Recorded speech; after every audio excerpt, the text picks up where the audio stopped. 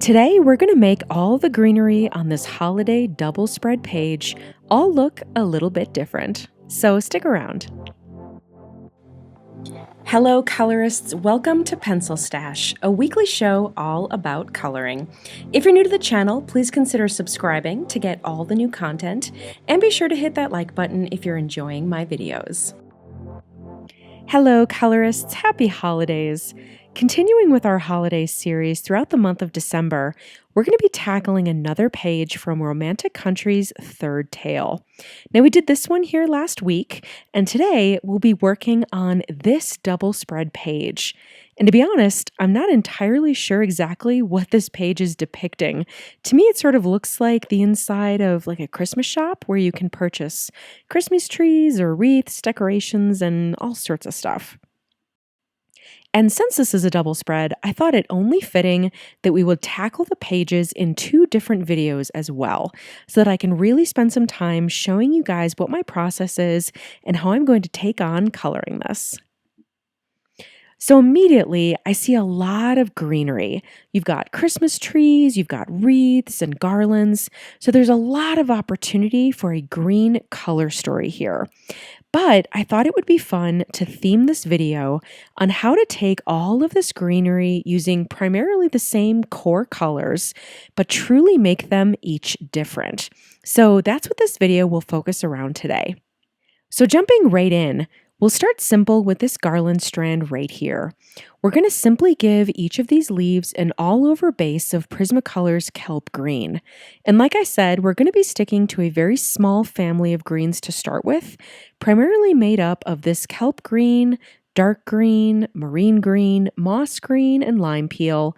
And then we'll add in some other colors later on, including my Crayola's outer space color. So once you've got down that foundational layer, I'm going to take my dark green and just add in a little bit on each leaf right over top of that kelp layer that I just laid down, but this time focusing it solely on the back of each leaf. Then I'll take my blender and just lightly smooth over that transition area between the two. Then to finish it off, I'm going to go in with my Posca pen, and I'm just going to put a little white highlight across each of the leaves just to lighten them up a little bit. And that's it for this garland. Nice and simple, just since it's a very small strand. Moving on to the Christmas trees up here, again, still keeping it nice and simple, I'm just going to add in a few different greens in places. And this time I'm not really layering them, I'm just adding them down next to one another just to give them a little bit of color variation. And then I'm going to smooth them out using my blending pencil. Again, we're doing a very small space here, but I want that color variation just to give it a little bit of something special. Next, we'll tackle this reef. I always say reef. Next, we'll tackle this reef here. I did it again. Next, we'll tackle this wreath here at the bottom, starting with a lighter green at the tips, the front half of the leaf. And then we're going to go back in with a darker green at the back end of each leaf, feathering them together slightly in between. And now we'll take it one step further, and I'm going to pull out that Crayola outer space that I just mentioned a bit ago. And this color is actually a navy blue that I just love to layer over top of my greens because it gives me a much deeper, darker green than I could achieve with any of my green colored pencils alone. I really like how these layer, and I'm just going to focus this along the crease or at that spine at the back end of each leaf. And then just a bit of a highlight with my Posca pen to finish it off. Now on this wreath, I'm going to start off very similarly to the one that we just did, placing down a full foundational layer of that lighter kelp green, and then layering dark green over top at the back end to act as a bit of a shadow where the leaves would overlap. And then we're going to do something fun. I'm going to top it off with a metallic chalk marker in gold. And I'm just going to place little dots over each one of the leaves. It's very, very subtle, but it looks fantastic in the light. I really, really like these pens. And if you don't have any metallic markers, you can always use different gel pens that might layer nicely over top of your colored pencils. You can use some glitter glues, anything that really just kind of adds a little bit of sparkle. Now, bouncing up to the top, We're going to start with a few random splotches of our super light green, this lime peel color. And I'm not doing it on every leaf, just the ones with kind of the largest surface area of pure white, just so that these stand out a little bit later on. Then we're going to surround those areas of lime peel with kelp green. Try not to muddy them up too much, but again, just feathering them just a little bit so that it's easier to blend them later. And then we'll also fill in all of the other leaves with the all-over foundation of kelp green too. Little bit of dark green in some areas, filling in some of those spaces that we want a bit shadowed. And then going back in with that Crayola outer space color to deepen those shadows even further. And again, not on every leaf. I really want each one here to look varied. And I'm very glad that I did that on this garland because out of all of them, this one turns out to be my favorite. Then just a touch of that Posca pen over those lime peel areas just to bring out that highlight. And the nice thing about the Posca pen is that it isn't always super opaque white. Some layers can look very translucent, so the green will still pop through here. Now moving on to the larger Christmas trees here on the left. I really want these to stand out from one another since the page depicts this trio very differently. They're different heights, they have different decorations, so it makes sense not to color them with the same approach. So on this first one, we're going to start again with that all-over foundational layer. And then we'll build on that with some different layers focused on the undersides of the visible branches, kind of where there would be a natural shadow from the overhang. And I'm just building a gradient from light at the bottom all the way up to dark, covering a slightly smaller area towards that branch where we go each time where it would kind of be the darkest. A little blender to smooth out my transitions. And then my Posca pen, and this time I'm just going to trace the little vertical lines that the artist gave us all over the tree. Now on this next one, I want it to read as much darker. So I'm going to start with an all-over layer of dark green. Then I'll put in some snow piles with my Posca pen. And I like to focus these little globs at kind of the end of the branches with some irregular shapes, but you can place them wherever you like. And it may take you an extra layer or two to get your white to be truly opaque.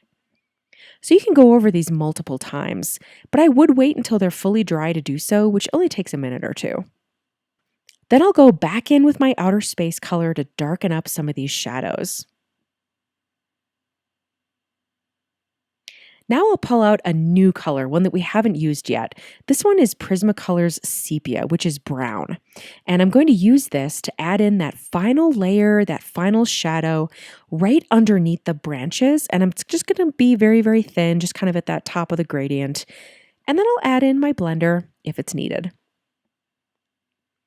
On this garland, again, starting off very similarly with a lighter green at the front tip of each leaf and a darker green at the back.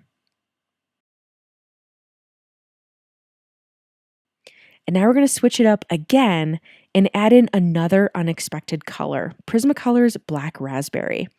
And this is a dark purple. And I wanted to add this here to kind of simulate the tones of a magnolia leaf or even some of those green and purple succulents that are so, so pretty.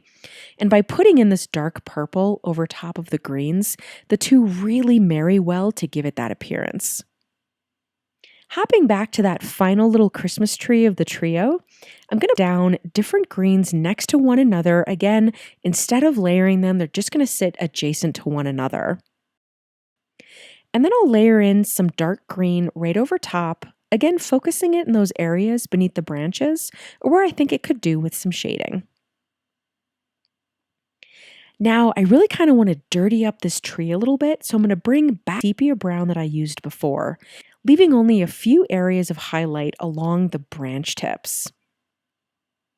And then finishing it off with a blender if needed. Okay, so that takes care of the true greenery on the page, the things that you'd traditionally think of as being colored green. But if we step back and take a look at the page as a whole, do you see how heavy those green items are concentrated on the left side of the page? Almost everything is focused over there. So we want to balance that out and place a proportional amount of green on the right side of the page to keep it balanced. So we'll take a look and we'll just try to balance those out. So kind of starting with the garland that's on the left hand bottom of the page, we're going to flip that over to the right side and we're going to color this blanket, this tablecloth here on the bottom right hand side of the page. And I'll start with an all over layer of my kelp green with the exception of the vertical stripe that I'll leave white for now. Then I'll go back in with a darker green to add in some shading at the creases, underneath the overlap of the adjacent tablecloth, and then also in some random squares just to make them a bit more varied and natural. Then we'll take that same black raspberry color that we used before, and I'm going to add a thin horizontal stripe on each side of these lines right here, right over top of our green. And this will simulate a plaid. And then we're going to add the black raspberry by itself on the vertical stripes. And use the blender to smooth out the transitions, especially in those areas where the green and purple meet. But again, try to keep the lines horizontal. You don't want to pull the purple downward or upward in this instance. You're really just trying to soften those lines. All right, to add even more green on our right side of the page, we're going to also color these coffee cups here. Starting with our Christmas trees and the mugs themselves, they'll just get a kind of a general wash of color. But then I'm going to go back in with a dark green to add in some around the edges of our mugs, just with a very, very soft-handed approach. All right, let's pull back again and take some stock of our page. We're definitely moving in the right direction, but more green is needed to balance out our pages, especially in this upper right-hand corner. So let's do these little booties in green too. They'll get their own little overall wash of color. Then I'm going to go back in with a few different greens around the edges and in the crease to deepen the shading. All right, we're still very lopsided, but we're getting there.